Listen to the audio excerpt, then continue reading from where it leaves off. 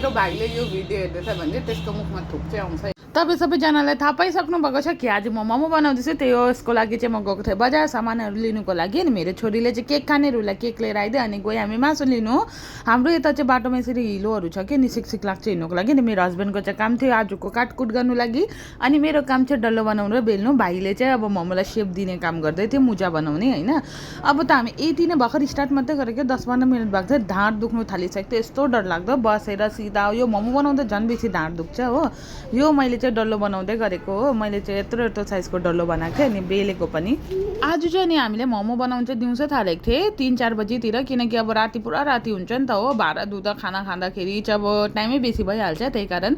अनि आज चाहिँ अब आफ्नो आफ्नो काम बाटेर होला कि, अनि बनाएको जस्तो पनि लागेन मोमो। अनि हाम्रो चाहिँ मोमो पनि रेडी भयो, बसाउनु मात्रै बाँकी छ। तर हामीले चाहिँ एकैचोटि बनाएर बसाएको।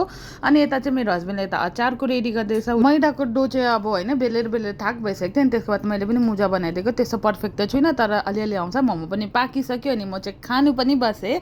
यस्तो मिठो भएको थियो नि, अब यस्तो डरलाग्दो जुसी। म चाहिँ मोमोभन्दा बेसी अचार मनपर्छ, पिरो त्यो अचारमा चौबाएर खाने हुन्छ नि त्यस्तो।